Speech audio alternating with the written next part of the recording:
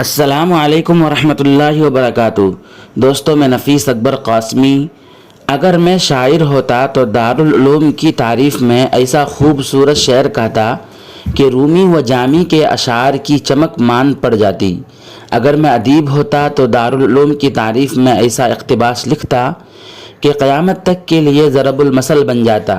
اگر میں مفسر ہوتا تو اس زمانے میں دارالعلوم کو آیت کریمہ فاسألوا اہل الذکر ان کنتم لا تعلمون کا واحد مصداق قرار دیتا۔ اگر میں مفتی ہوتا تو فتویٰ دیتا کہ اللہ نے دارالعلوم کی چہار دیواری کے اندر کی جانے والی دین کی تشریحات کی اتباع میں ہدایت لکھ دی ہے۔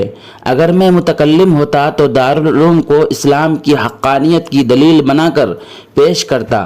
اگر میں محدث ہوتا تو اس دور میں دارالعلوم کو حجاز و شام لکھتا، عراق، بخارا و سمرقند لکھتا۔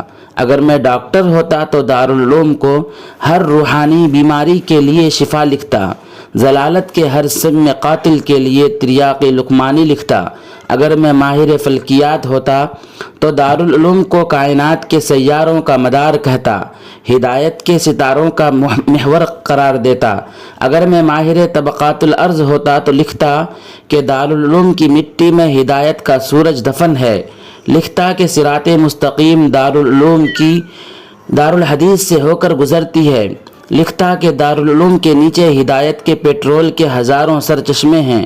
اگر میں کیمسٹ ہوتا تو لکھتا کہ دارالعلوم کا پانی ایک ایسا محلول ہے جس کو پی لینے سے دماغ کی بتیاں روشن ہو جاتی ہیں اور ذہن ہدایت کے لیے کھل جاتا ہے۔ اگر میں عطار ہوتا تو دارالعلوم کی مٹی سے دنیا کا بہترین عطر کشید کرتا۔ میرا دل کرتا ہے کہ لکھوں کہ چاند ستاروں کو روشنی تو سورج سے ملتی ہے، لیکن سورج کو روشنی دارالعلوم کے پھولوں سے ملتی ہے۔ جی کرتا ہے کہ لکھوں کہ دنیائے ضلالت کے وحشی سے وحشی اور سرکش سے سرکش درندے کو بھی دارالعلوم کی رسی سے لگام لگائی جا سکتی ہے۔ اگر دنیا مجھے اجازت دے تو میں لکھوں کہ دارالعلوم کی فضاؤں میں کھلنے والی کلیوں کے کھلنے کی آواز سے بھی وسط سمندر شیطان کے تخت سے چٹکنے کی آوازیں سنائی دیتی ہیں۔ میرا دل کرتا ہے کہ لکھوں کہ دارالعلوم میں اگنے والی گھاس پر گرنے والی صبح کی شبنم بھی خرمن باطل کے لیے وحشتناک آگ سے کم نہیں ہوتی۔ دارالعلوم ایک روح ہے جس سے منتزع ہونے والی شعاعوں سے عالم اسلام میں درست فکر رکھنے والے افراد کے عقائد و نظریات کو زندگی ملتی ہے، ان کے اعمال کو جلا ملتی ہے۔ خدا کی طرف سے وحی جلی اور خفی کی صورت نازل ہونے والا کلام ایک متن ہے اور دارالعلوم اس کی شرح ہے۔ دارالعلوم ایک چراغ ہے جس نے الحاد و دہریت، فسق و فجور، ضلالت و گمراہی کے طوفان بدتمیزی میں 1400 سال پہلے فاران کی چوٹیوں سے چمکنے والے نور کی روشنی کی حفاظت کی ہے اور اس کفرستان میں حشو و زوائد، ملاوٹ و گھوٹ سے پاک اور شفاف اسلام کی طرف صحیح رہنمائی کی ہے۔ دارالعلوم ایک بابرکت درخت ہے جس کی شاخیں مراکش کے صحراؤں سے لے کر چین کی دیواروں تک بلکہ اس سے بھی وسیع دائرے میں پائے جانے والے ہدایت کے طلبگاروں پر سایہ کیے ہوئے ہیں، تو اس کی جڑیں مدینہ منورہ میں منبر رسول سے علم کی خوراک حاصل کر رہی ہیں۔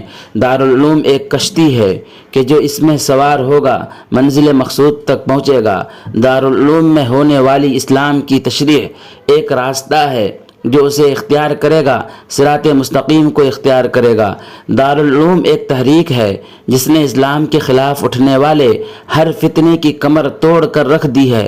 دارالعلوم ایک پھول ہے جس سے پھوٹنے والی خوشبو نے کاروان باطل سے اٹھنے والے تعفن سے بر صغیر بلکہ کائنات کے مسلمانوں کو نجات دی ہے۔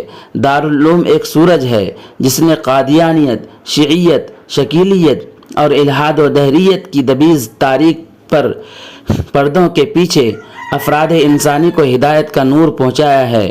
دارالعلوم ایک چاند ہے جس کی روشنی میں مودودیت، رضاخانیت اور غیر مقلدیت کی ملمع سازیوں کا شکار مسلمان اپنا درست راستہ تلاش کرتے ہیں۔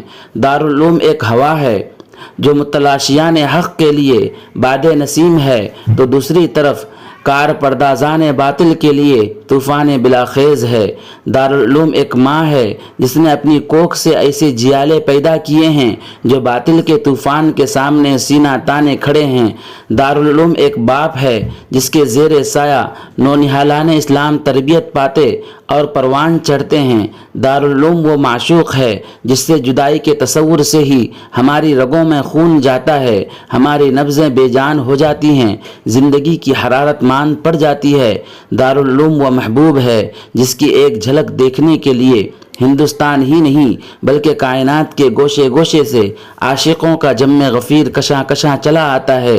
دارالعلوم وہ میکدہ ہے جہاں ہر پل ہر لمحہ شراب علم کے جام لنڈائے جاتے ہیں۔ دارالعلوم وہ گلشن ہے جہاں صبح و شام قال اللہ و قال رسول کی پیاری صدائیں شیدائیوں کے کانوں میں رس گھولتی ہیں۔ دارالعلوم دریا کی پیاسوں کے لیے بحر بے کراں ہے جہاں کی فضاؤں سے گزرنے والا بھی اس کے جام سے محروم نہیں رہتا۔